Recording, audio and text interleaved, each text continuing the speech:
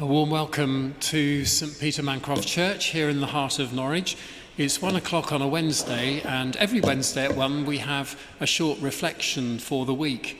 A welcome to those of you here in the church. If you're visiting the church and just looking around, please do carry on enjoying your visit. And a welcome if you're joining us on the live stream as well. My name's Edward Carter. I'm the vicar here at the church. Well, on Monday, it was the 1st of April, which, of course, as we all know, is April Fool's Day. And there's a lovely tradition. I don't know if it's just an English tradition or British tradition. Maybe it's further afield as well, probably North America. There's this wonderful tradition of doing something a bit fun or foolish, making up a story or trying to catch someone out. But it has to be done, of course, before midday, I believe. So in the morning of the 1st of April, to play an April Fool's trick on someone, to make people laugh and generally enjoy the fun of the day.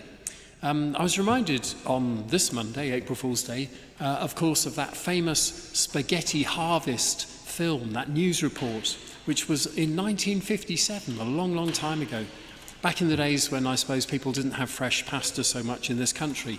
And there was a lovely story about how the spaghetti harvest in Italy was a particularly good one, or maybe it wasn't a good one, I can't remember.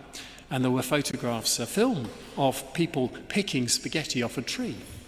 And lots of people fell for it. Of course, it was made up. Spaghetti doesn't grow on a tree at all. I did enjoy one or two of the April Fools this year. There was did you spot the haggis ice cream, haggis flavoured ice cream? Yeah, I'm not sure I would go for that, I have to say. But anyway, it turned out that was an April Fool. A friend of mine sent me, I think, a link on Facebook about, there are zip cars, a car that you can kind of share in a carpool. And he sent a lovely story about a zip canoe, which you could use on the river. So it was like a shared canoe, and you booked time and you could use the canoe to paddle up and down and then put it back. And I think Dulux this year had scratch and sniff paint, which you could go and buy from the shop, which, of course, they quickly had to say, please don't sniff the paint too much if you're painting. It's generally not a good idea. Scratch and sniff paint from Dulux turned out to be an April Fool.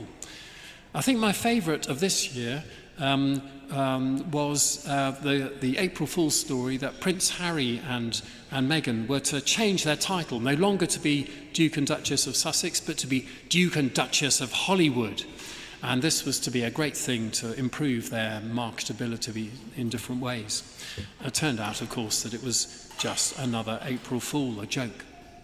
Maybe you tried playing a joke on someone and having a bit of fun. I'm not sure whether you managed to do that this year. I had a half-hearted attempt, which was kind of raised a few smiles. One of my hobbies is playing board games, and a group of us meet up, and it turned out we were meeting on the Monday night. I sent round a message earlier in the day saying, this week's going to be great. There's a famous German games designer coming all the way specially to join us this evening and bringing a new game design, so do come along.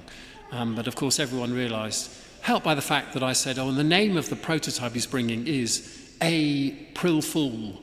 I kind of tried to do a pun on April Fool, and it fell a bit flat. But nonetheless, I got a few smiles and laughs from my friends on that. It's a fun tradition, April Fools, of course. And I think it fits really nicely with the time of year. A sort of fun time of year, delightful time of year as the days get longer, the plants are blossoming and sprouting. As a kind of lightness of heart as the winter ends, as we enter into that lovely warm and summery time of year. I've certainly felt that lightness of heart grow for me, even though we still seem to have quite a bit of rain. And of course, it's a well-known fact that laughter is actually very good for us. Laughter is an exceptionally good thing for us, a kind of medicine. And it's not just a psychological thing, not just a trick of the mind, that laughing is good for us. It's actually a very physical thing. Apparently, people have done experiments and shown that if you laugh, it's actually good for your body. It is really like having some proper medicine. So laughter is a very, very good thing indeed. Maybe that's what rescues April Fools from just being something foolish. And of course, the best kind of laughter is when you're with friends, with others, and you're laughing with them about something joyful, something uplifting. You're experiencing the joy of life alongside others, with others. That kind of shared sense of delight can be some of the most fun moments in life with people you really like, with friends, and you've just got something that you're enjoying together. And the round of laughter can be just a wonderful, wonderful thing. But if you think about it, there's a great contrast between that kind of fun, that kind of laughter, and the kind of laughter when people are laughing at someone else, or when you're making fun of someone else. And far from being joyful, that's a very cruel kind of thing. It stresses the difference that I might have with someone else if I'm laughing at them. It stresses the gulf, almost, you might say, between people. We ridicule people, we laugh at them when they're our enemies, when we don't like them, when we want to make fun of them rather than enjoy having fun with them.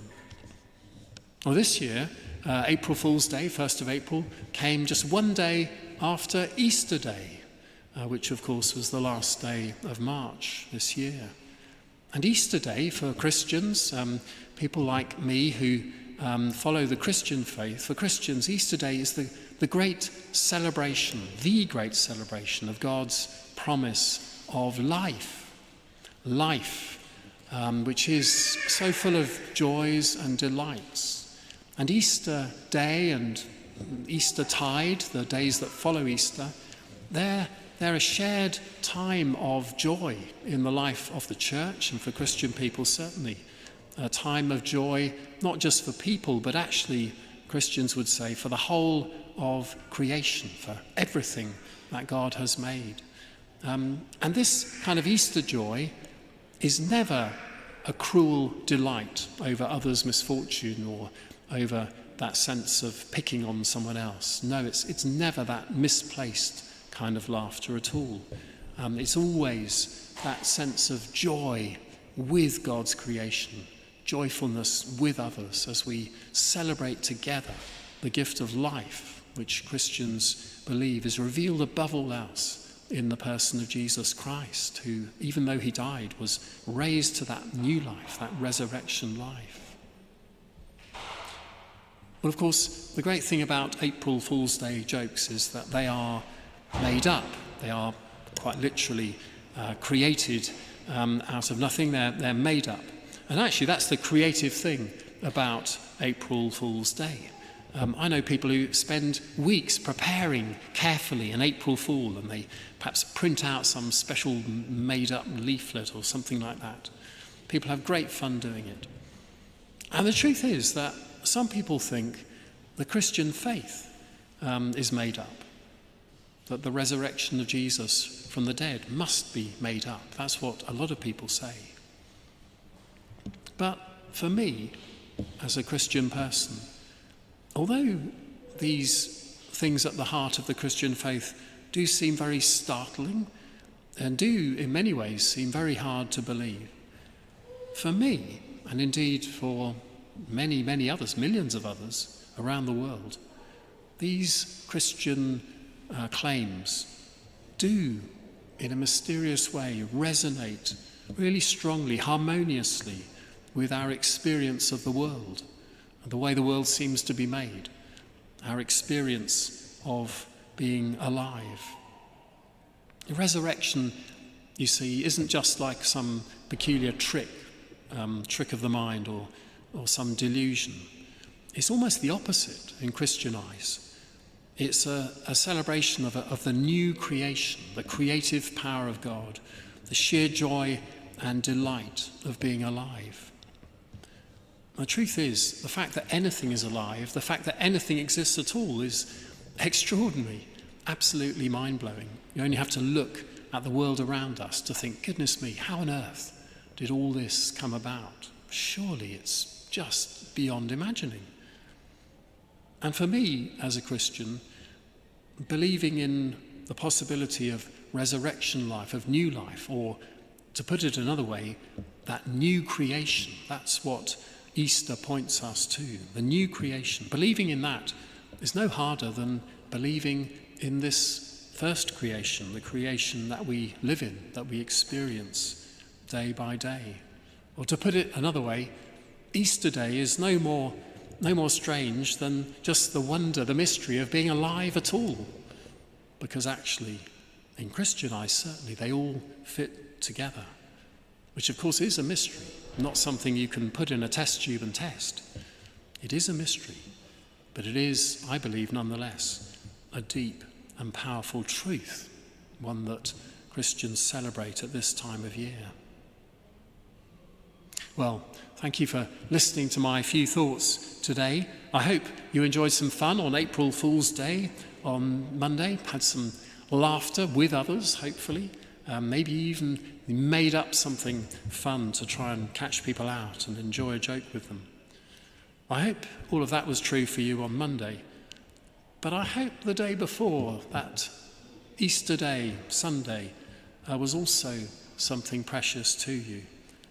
I trust and pray that you're finding some true and very powerful Easter joy in your life, even in the midst of a world that often seems to bring so much in the way of challenges. I hope you do know in your life some deep joy and delight in the very gift of life and the promise of new life as well, which is actually the most powerful medicine for heart and for soul. Thank you again for listening. And next week there'll be another reflection, as every Wednesday here at St. Peter Mancroft Church. God bless.